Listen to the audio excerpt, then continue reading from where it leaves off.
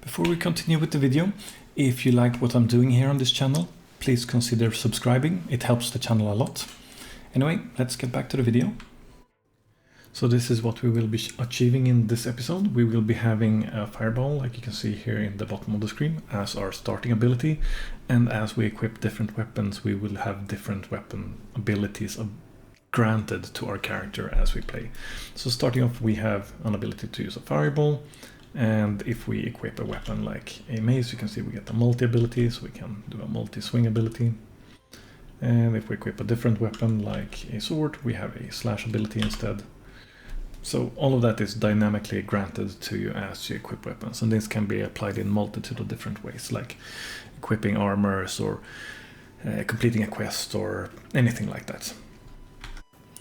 Welcome back to my Create an RPG series. This will be the next use case which we will be going through, in which we will be using the functionality to have abilities granted upon dynamic events, sort of. In this case, we will be using a weapon. So we can say we have one weapon. When we equip it, we get an ability. And then we have another weapon which gives us another ability, for example. So this is just to simulate how you could have abilities available to you based on things like equipment or other events, just to show you how it could be done. So to start off, we have our third person character, which is where we are currently doing our equipping of our weapon class. And we're going to be putting in some debugging events here just so we can equip some different weapons to show that it actually is working. So we can see here on the left hand side on our graph which events we're currently using, and we can see some keys that are not available, for example. So let's add some for keyboard and the F key, and let's add another one for keyboard and the G key. So now we have those two here. So these will be equipping weapons essentially. And what we can do is we can take this whole thing and skip the equipping of weapon initially, essentially. And we can take this and we can just copy paste it. So we have some easy changes we can do. So we can have one weapon that's we currently only have two weapons in this project. We have a sword and we have the weapon base class. So we'll make it so F is our weapon base class and sword is the other weapon that we have. It doesn't really matter what weapons we're making use of here. We can have different abilities on each of them. So now we have set up the actual debugging information that we will be needing. So the next part is going to be our combat component, because our combat component is where we have the ability to equip something. Looking back, if you remember, our BPC combat is the one that's causing the equipment to be equipped. And our weapon here goes through the process of spawning the weapon that we have created in this case. It sets it as an equipped weapon, and then we attach it to our character based on a socket that we have sent in to the function here. So we will be needing to do a few things here. We're going to be doing essentially the same here, but we also have the ability now to equip multiple weapons by different keys, which means that we need to unequip weapons when we don't use them. So we're going to be making a new custom event to do this, just that. So unequip weapon, like so. And what we want to do here is essentially we want to take our equipped weapon and make it null, right? So first we're going to drag in like this just so we create a connection. And then we hook it up. So we say that we want to unequip it by putting it to null. And what also we may want to do is we want to have this information about which abilities we get stored somewhere. And since we are talking about getting it granted from a weapon itself, then the weapon will likely be having that information on it. It makes sense to have it there.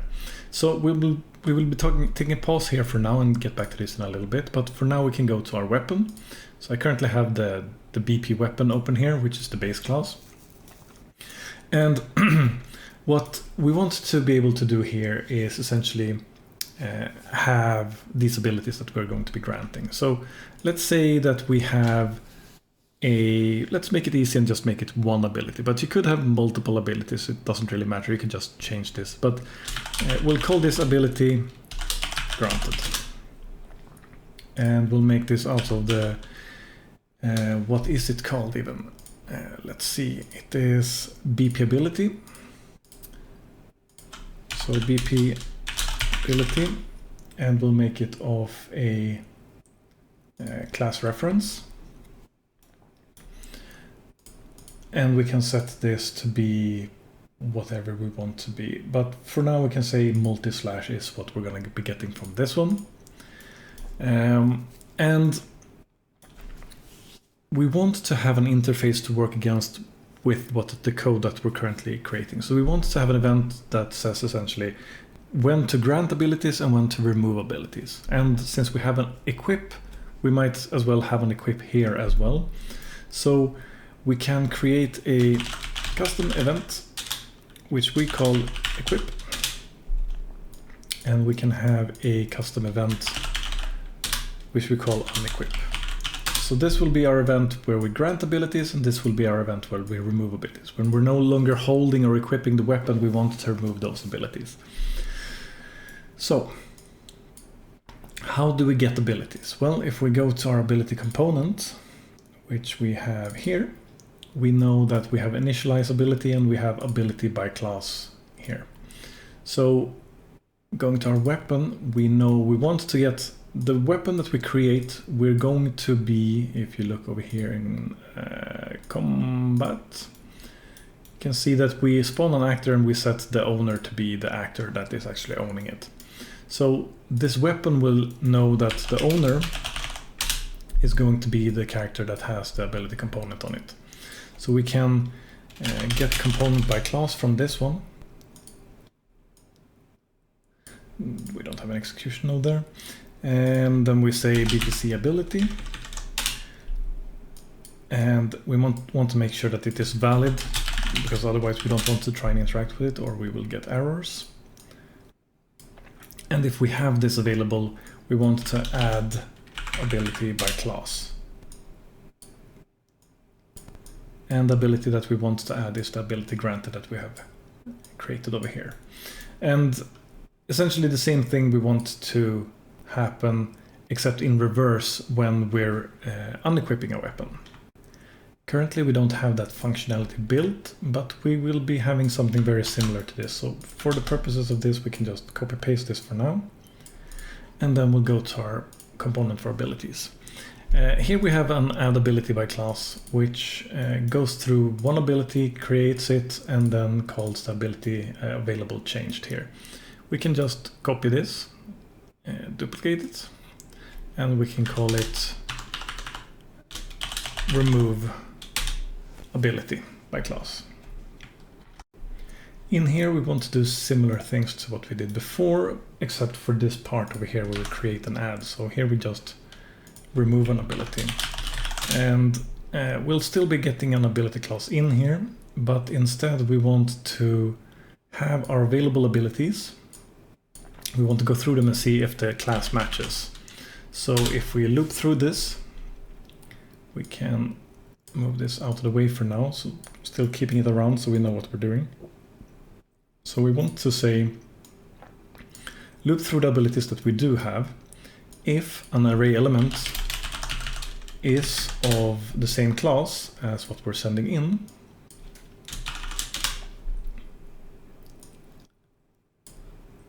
then we want to remove it. So then we can say remove item,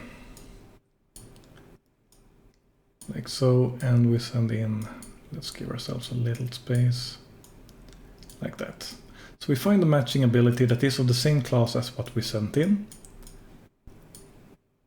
then we remove it. And after that we say, no, not there, we want to do on the completed, we want to say that we have updated our abilities. We might have updated our abilities, we might not have.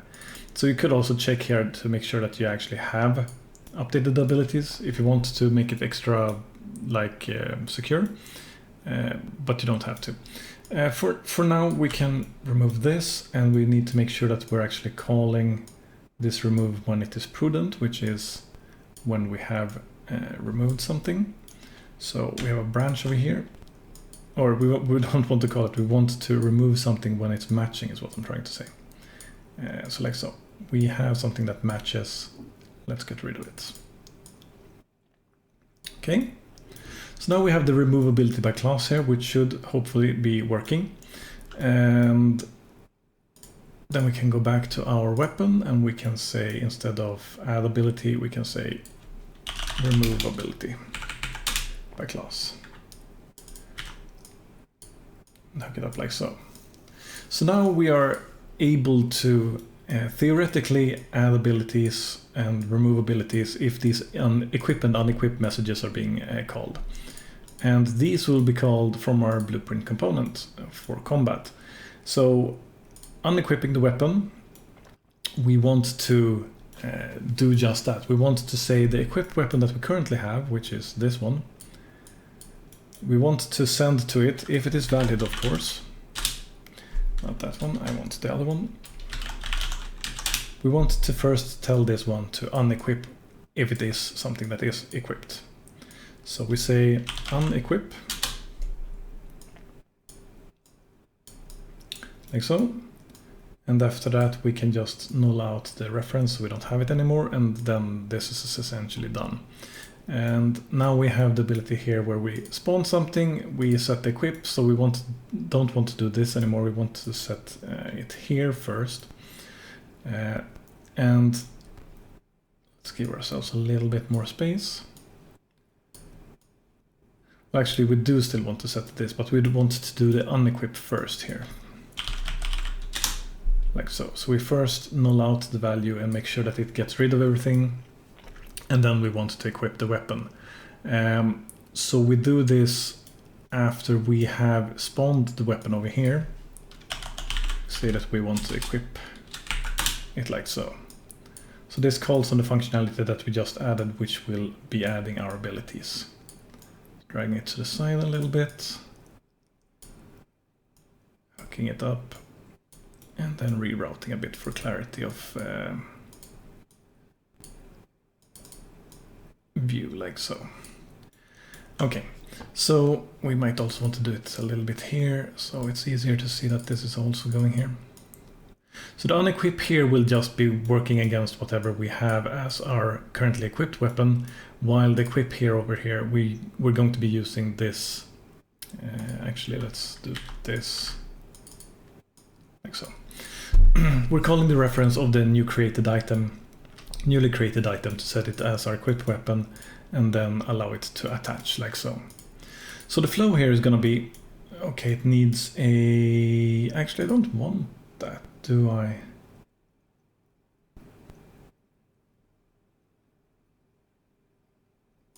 No. Like so. This should be good. So now we have an error over here. We should be able to refresh this. Compile. It's still saying it's calling the wrong event. It's calling the unequipped weapon on the weapon. You can see here target. So I picked the wrong one. I wanted to have the unequip weapon function that we have over here. Like so. Which calls this one over here. Right, so now what's going to happen here is we're going to be having our third person character. We're going to press a key. We're going to be equipping a weapon, which will be going to our combat, which will be going here and trying to first unequip a weapon, if we have one of course, which we don't have the first time, so it's going here and not unequipping anything. And after that it will take the weapon that it spawned and say we have equipped it, and then it will attach it. And doing that on the weapon, we'll go through here and say that we want to get the owner's ability component and try to add that component to it. Then we go through and add another weapon here, which will in turn call the combat component, which will be first spawning a new weapon, then unequipping the old weapon, which means that it's unequipped over here. And we should also probably destroy the actor over here. So we don't have the weapon existing in the world. And it's setting its local reference of equipped weapon to null over here, and then it's equipping the new weapon, which is again then coming in here and saying add ability. So let's try this out by first of all going through the different weapons that we have. So the base weapon we have it currently set as ability granted is going to be the multi-slash. Let's go into the sword one and say that its ability to grant is going to be the slash. And then as our character, let's actually say that our character, this is the mage class. So we can go here to its starting abilities, and it has a fireball and the multi-slash. So let's remove the multi-slash. Like so. We now just have the fireball. So this means that when we play, we have our fireball only. Let's see, I don't remember the keys here. One moment. Let's see here. We're using... Okay, so we have E and R set up for our abilities currently. So let's actually do it so that our mage class doesn't have any abilities. So we can actually make sure that both of the abilities are working as well. So starting now, we don't have any abilities. Pressing F, you can see that we get a mace weapon. You can also see that we have a multi-slash down there. And if I press, that's wrong key again, pressing this key, you can see we do the multi-slash ability. And if we press G, you can see that we now have the sword instead, and it says a slash down there. So if I press the E key, I can do the slash only. Meaning that if we were to have, for example, our character, our mage class, and say that we have one ability which is the multi-slash, and we press play and we press G, we get the sword, and you can see that we now have two abilities. We have the multi-slash from our character, and we also have on the R key our second ability, which is the normal slash ability. So now you can see that the stuff that we have built around, except for the removing of the ability essentially, was all in place for us to easily extend upon and just grant abilities to the system how it was existing currently. Hopefully you found this video helpful. If you liked the video, leave a like. If you did not like it, leave a dislike. Leave any suggestions or comments you have down below. Subscribe and share this video if you want to see more like it in the future. That is all for now. Keep on learning. Take care.